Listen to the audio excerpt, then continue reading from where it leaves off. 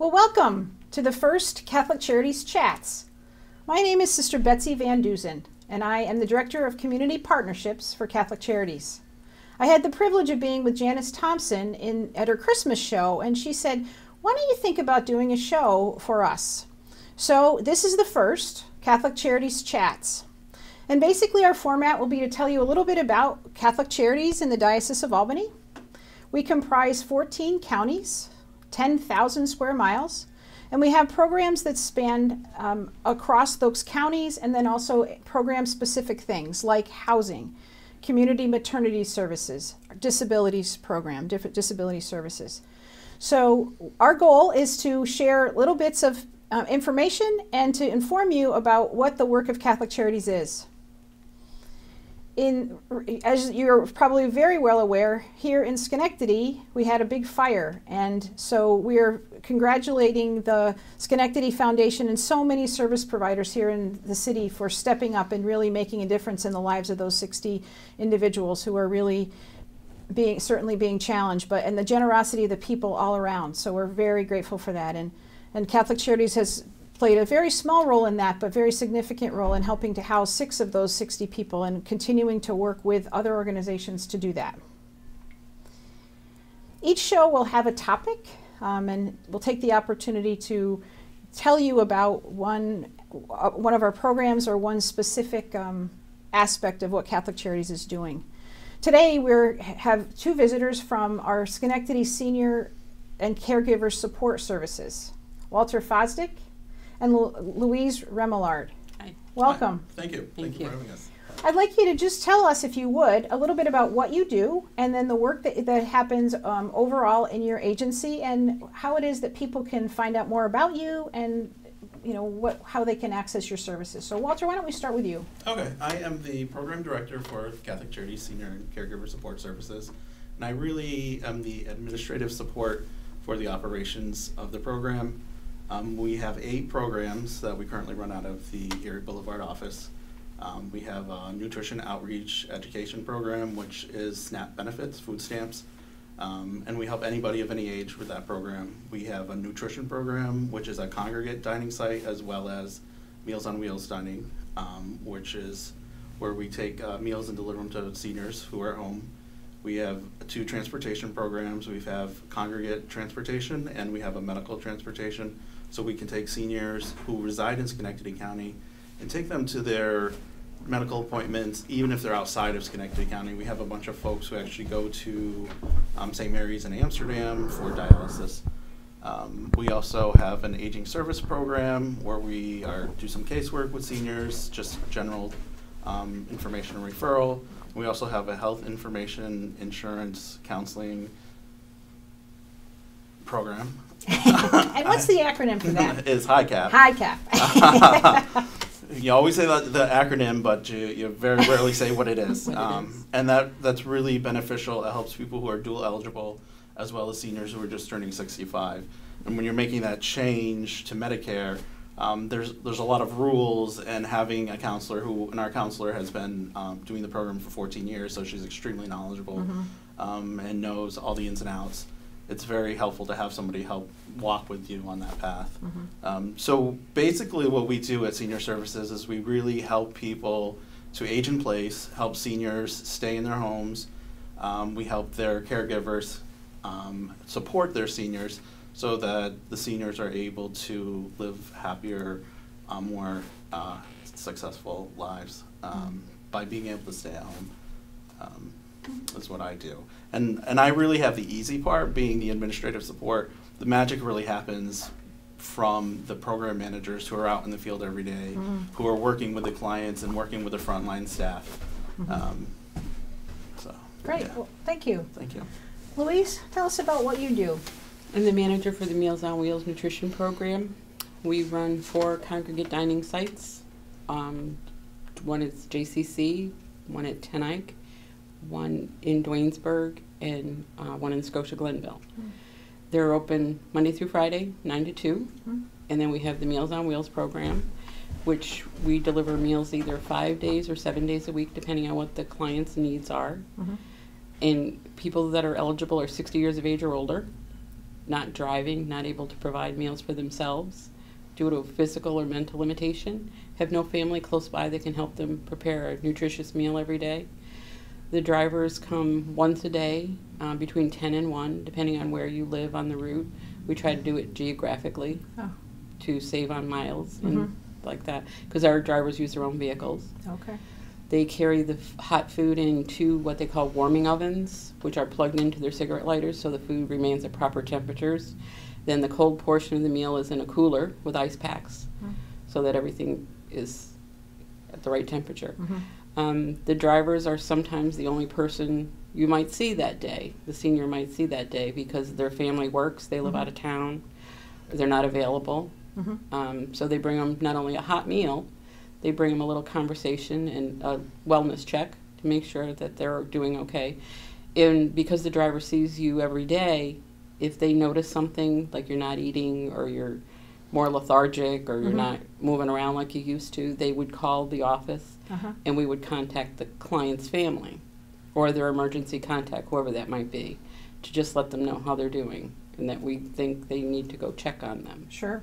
And families really appreciate that. I would think that would be really valuable for families because, you know, they don't see mom or dad every day, and to be able to have someone who is knowing that they're being checked on would be really helpful. Yeah, be really it is. Important. It is. It's now, who the best part of our job. Oh, I'm sure. Who gets to do the maps? You know, the transportation routes. That seems like it would be quite the job. It is quite a job. We kind of all look at a map and use MapQuest and try to figure out the best place to put the person. And like I said, there's 14 different routes, so we're around there somewhere where we could plop you in the middle of the route. Sure. Yeah. Sure. So if someone were interested in Meals on Wheels, how would they contact you, or how would they be in touch with you? They can call our office at 518-688-0051. We would take the information about the person over the telephone, basic information, names, address, doctor's name, because we do send a physician referral form to make sure we're following the diet they should be following. So if they weren't supposed to have salt and they're getting salt, you'd kind of want to do the right thing by them. Right. Yeah. Although the place that provides our meals is basically low sodium, because they also prepare meals for the nursing home at Ellis, so they're very careful about the salt on products. But we deliver a hot meal Monday through Friday. Consists of an entree, a starch, a vegetable, a milk, a fruit, and a bread. And if you're lactose intolerant, which some of our people are recently, they would substitute a juice for the milk. So we try to make accommodations like that for people because we want them to eat the meal in order to maintain their health. Sure. So. Sure. Now, do they have any choice about what their meal's going to be? No. It's basically one meal. There's a main entree, and if, for instance, you're allergic to fish and it's fish that day, there is a substitute, but there's one substitute. So it would be chicken, probably. Well, that makes sense. Yes. For the amount of meals they make every day, they can't have too many different choices. So it's not a takeout menu, huh? Right. It's not a takeout menu. And how many people do you serve in? Currently, we have 320 people on our list that we deliver to throughout Schenectady County. So your drivers, if you have 14 routes, so they have a lot of people they see. They do. The equipment that they carry the food in to maintain the temperatures holds 28 meals. Oh my. So there's a lot of meals to deliver. And once a week, each driver has to take the temperatures at the end of their route to make sure that temperatures are proper and the equipment is working properly and all that. So. And is there somebody who regulates that? Is it the health department, or you know, keep track of the temperature? You know, that's what they check it themselves. So is it a health rule? It's a health regulation. You want to make sure that it's safe for people. It's a health regulation. Yeah. Now you mentioned meal sites, congregate meal sites. What happens there, and who can come to those? Anyone 60 years of age or older can come to a meal center. Most of the people that go to the congregate dining centers are more mobile. Okay. Some of them still drive, and it's an opportunity to get out.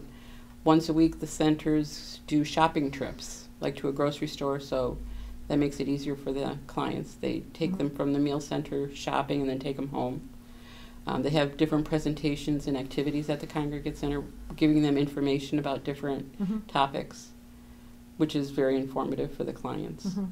They all play bingo. Oh. Are there prizes? There are. Oh, there good. are prizes. Yes, prizes. That's part of the thrill of bingo, I think. The prizes, little things, but they have fun playing bingo. Well, and it seems like it would be a really social time. It would be an opportunity for people to get socialization. Yes, they make friends there. There was a man that was on Meals on Wheels, and he kept telling us he was lonely. He wished he could get out more. We kind of encouraged him to go to the meal center, and I don't know if I'm going to like that. You know, your attitude is always, I want to stay home. He went. Somebody took him one day, and he went, and he's been going ever since. He absolutely loves it. That's he great. has met several other people. They play cards. In the morning they play cards, and then they have lunch, and then they do whatever activity is planned for that day. So that's a good thing. It's a good thing. And it's just getting them out to the meal center.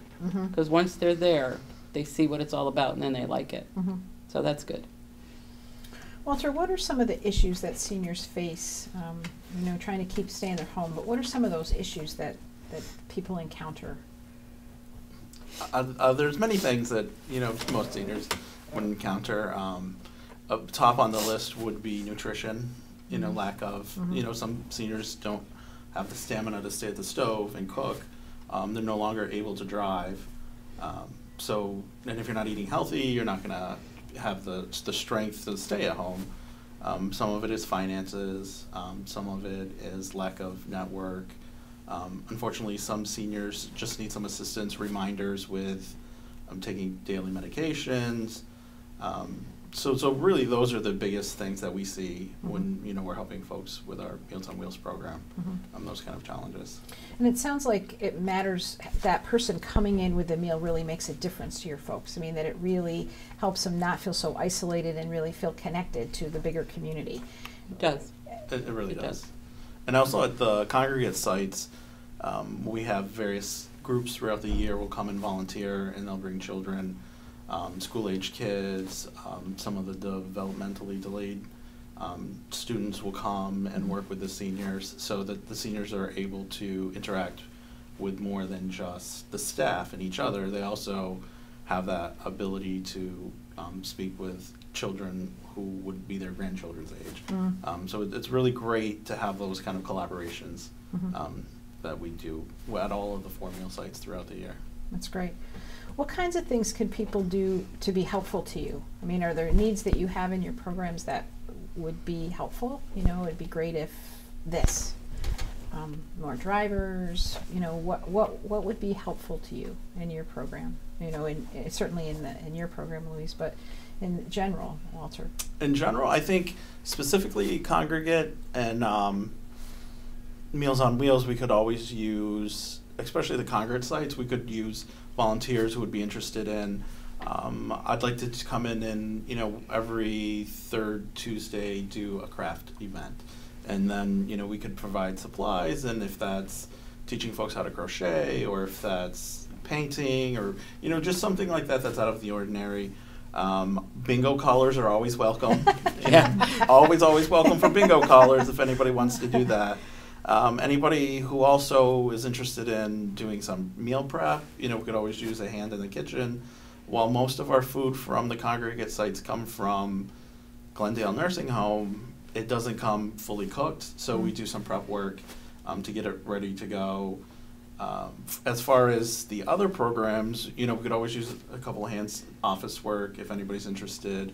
Our transportation department could use, you know, some folks who answer phone calls, make referrals, do some scheduling, you know, that kind of stuff. You know, we always could use a hand with that. And Meals on Wheels can always use drivers because the current drivers obviously take vacations. They do? Yes. You let them do that? We do. We do.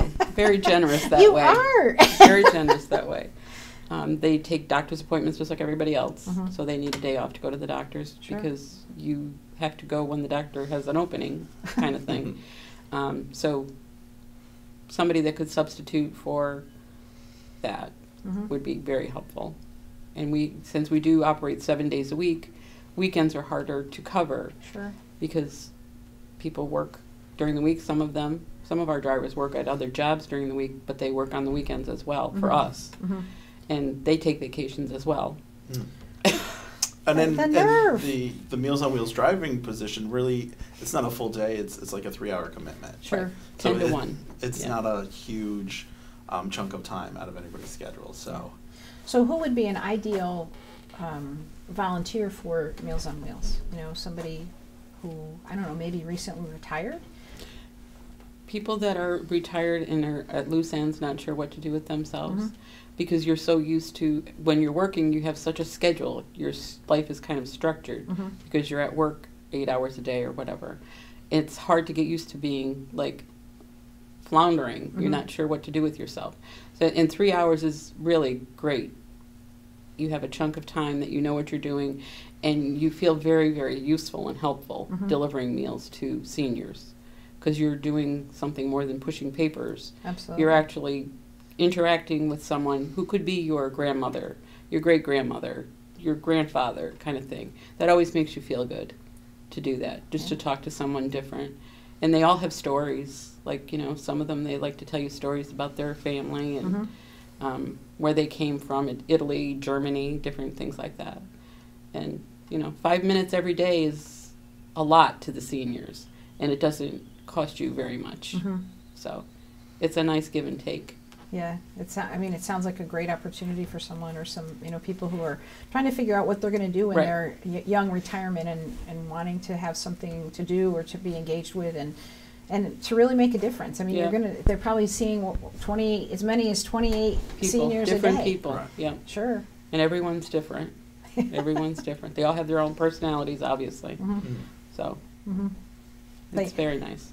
It's very Isn't nice. it true that we all have our own personalities? Yes. So whether we're young or old, we all have our own personalities, and do. I think sometimes people get funny about that, to say, "Oh, no, she was so grouchy." I said, "Well, when she was young, she was grouchy too, so she didn't get grouchy when she got older." No, just got better at it. More practice, right? Right, more practice. That's right. Yeah. No, we have a great bunch of seniors. We have a really nice bunch of seniors. It sounds like it. It Yeah. sounds like it. Well, Now, and we also have a great bunch of drivers.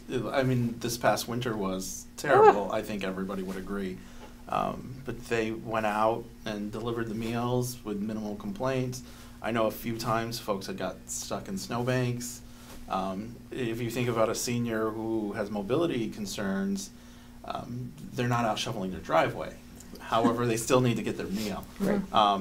So, I mean, the seniors are fantastic, but our workforce is amazing as well.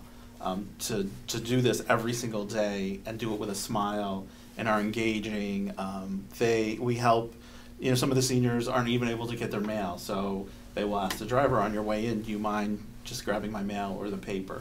Or could you put the garbage out to the curb for me on your way out? So we do little things like that too. So it's like a health and safety wellness check, but it's also helping people feel part of something greater. absolutely, absolutely.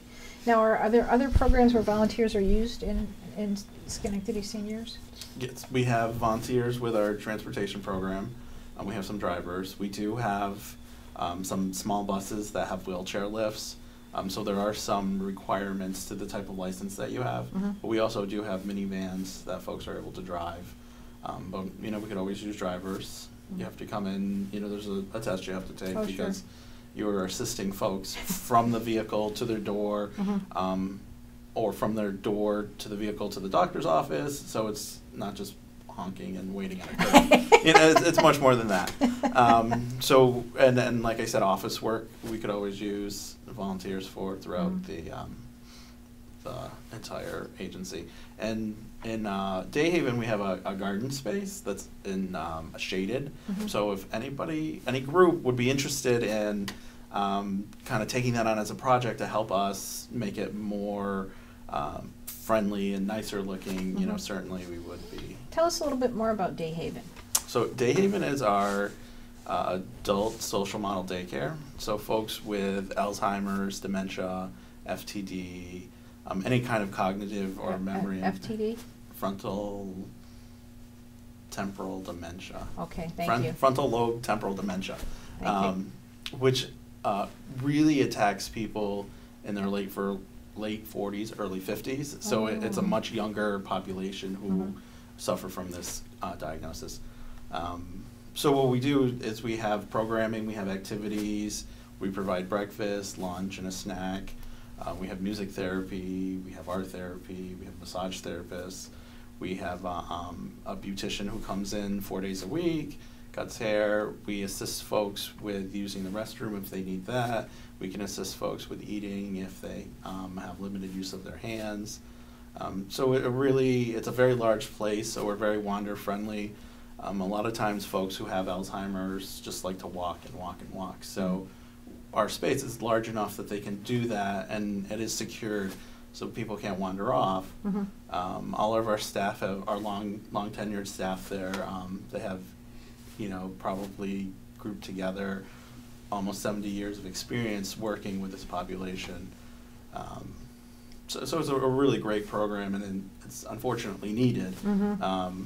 So you can, bring mom or dad, drop them off. Our hours are 7:30 to 5:30. Mm-hmm. Drop them off in the morning and know that they're going to be taken care of. They're going to have a fun-filled day filled with activities. We do a lot of trivia, bingo, and then you can come pick them up and know that they're safe. And we also have transportation available to and from DeHaven, which is also provided by our Catholic Charities Senior Caregiver Support Services Transportation Program. That's great. I'm sure that's, for many families, that's just such a relief. Mm-hmm. Because what happens, or I'm noticing that this is happening with mom, or I'm noticing this is happening with dad, and I can't stay home with him or her, and what do I do? What services are available? And part of that also, we have the Caregiver Respite Service Program is housed at DeHaven, and that is run by a social worker and a registered nurse, and they together have probably 45 years of experience in the respite caregiver arena, and they're able to offer assistance and care planning with newly diagnosed individuals so that the caregiver will be able to receive some support.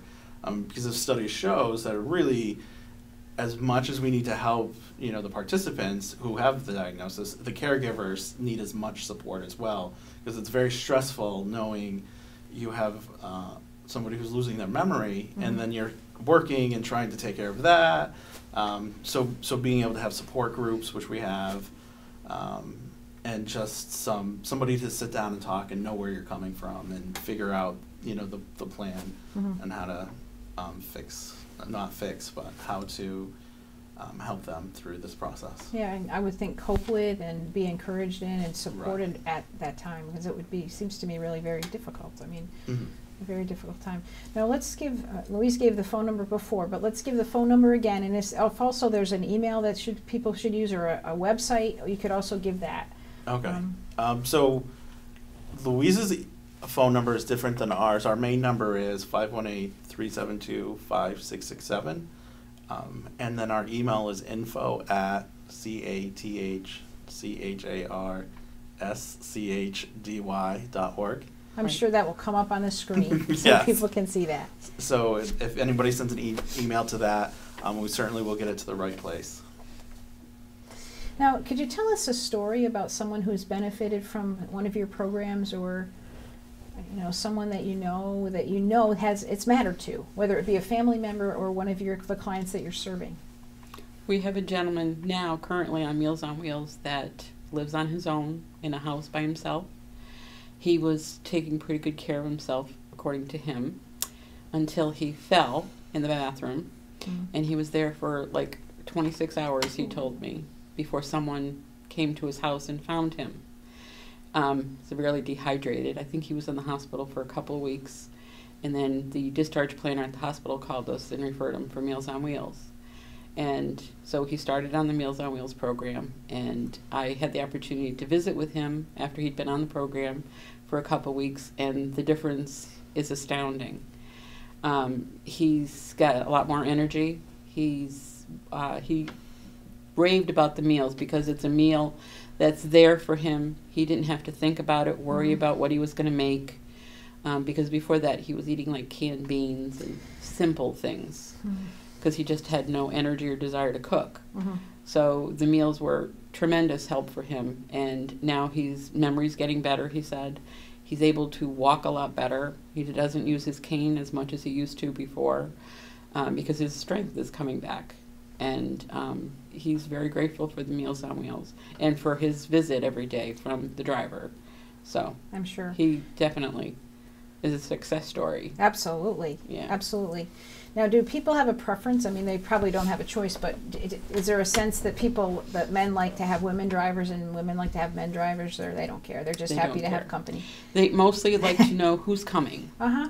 And is this person going to come every day? So we try to keep the same drivers on the same routes for the same deliveries, unless they have to take time off for a doctor's appointment or something like that. So they get used to each other. Sure. And they like that, knowing that it's going to be the same person. It's not going to be somebody different every day. Right. And all our drivers have an ID badge so that they know they're from Catholic Charities. Mm-hmm. Because a lot of seniors have been scammed, either at their front door or on Mm-hmm. the telephone. Mm-hmm. So they're much more careful than they were years ago. Mm-hmm. So they know when we're coming. Sure.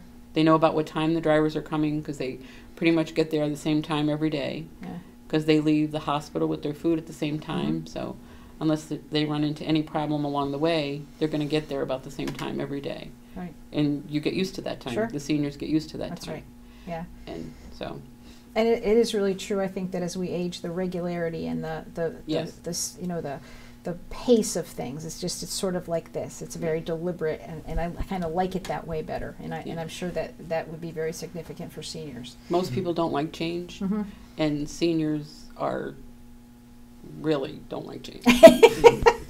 Most people don't like change. I think that's very fair. And then, Yes. and as we get older, I think we're Yes. less flexible in Yes. our Yes. ability to deal with that To change. change. Yeah. So they like things the same.